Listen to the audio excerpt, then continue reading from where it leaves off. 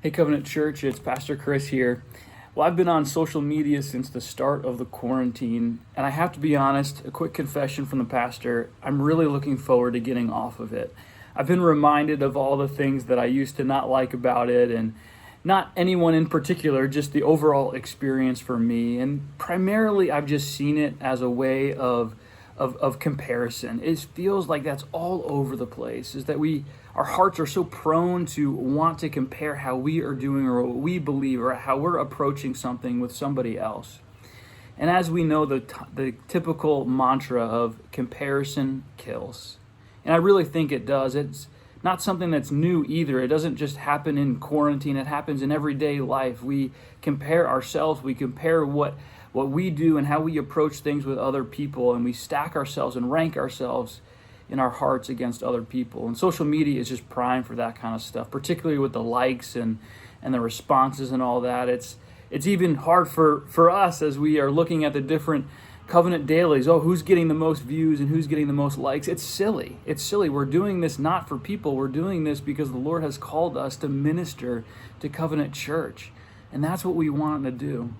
Well, I'm reminded again that this is not anything new, this comparison thing. This has been around for a long time, and Jesus actually spoke about this in the Gospels. Some of his disciples were arguing. You might be familiar with this story about who is the greatest disciple of them all.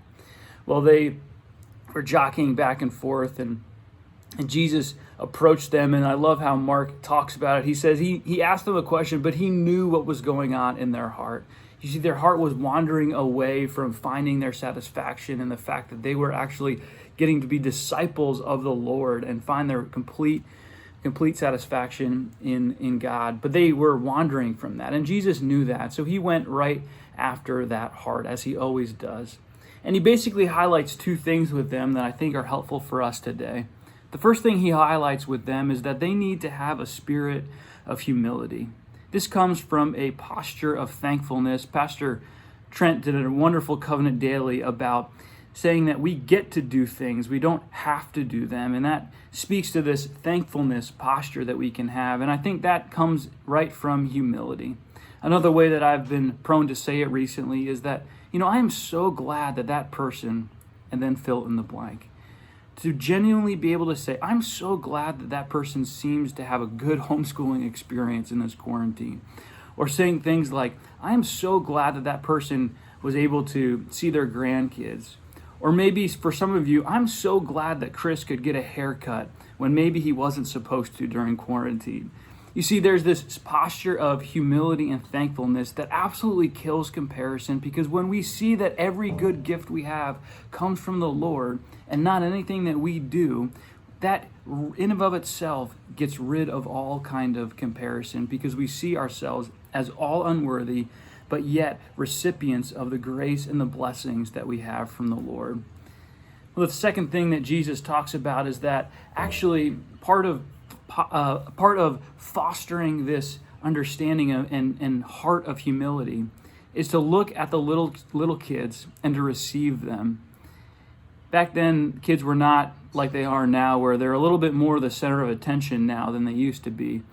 And so Jesus says, in order to help you defeat this comparison with one another, just start receiving those that are lowly, that are outcast, that are marginalized. And that can be a number of different people in society. It's not always just the person on the side of the road with a sign out. It can be folks that are going through a hard time that feel like there's no one else there for them. People that have recently lost a spouse or a loved one.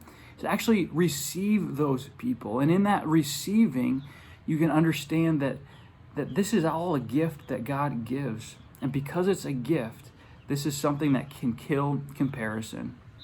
And so I just ask you today to get that posture of humility, to get that posture of thankfulness that will kill any kind of comparison.